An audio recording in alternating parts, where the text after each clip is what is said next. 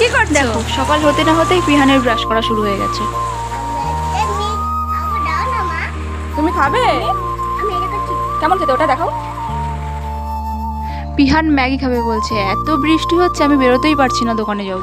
সকালের খাবার যেটা সেটাই খাইয়ে দিলাম। পিহান বাবার সাথে ভিডিও কলে কথা বলছে, এর ফাঁকে একটু রান্না পাতলা করে মুসুর ডাল করলাম, আর এখন ডিম পোস্ত করব। হাতে বেটে মশলা করে ডিম পোস্ত বানিয়ে ফেললাম। হাতে বাটার মাঝে মাঝে তো ভুলেই যাই, আমি এত সুন্দর রাঁধতে পারি।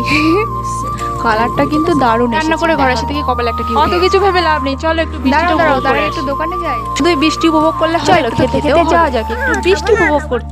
উফ, আমাদের আর গ্রামটা বৃষ্টির কিন্তু মধ্যে তো দারুণ আরোই সুন্দর লাগছে। আমরা কিন্তু ওখানে দারুণ মজা পিহানকে খাওয়াবো বলে চলে আসতে হলো। দেখেছো আমার পিহান কত কথা জানে। ওকে চান করিয়ে নিজে চান করে ঘরে এলাম। তারপর পুজোটাও দিয়ে নিলাম। ঠাকুরের কাছে একটু প্রার্থনা করে নিলাম। পুতাত নমো দিয়ে খা, নমো দিয়ে খাও। ঠাকুরের নমো করে না, মানে নমো করে। ভিডিওটা বেশি বাড়িয়ে লাভ নেই, এবার খাওয়া যায়। খেতে কিন্তু অসাধারণ হয়েছিল, তোমরাও কিন্তু বানিয়ে খেতে পারো। রেসিপিটা জানতে চাইলে অবশ্যই কমেন্ট করো, বানিয়ে দেখাবো। বাই।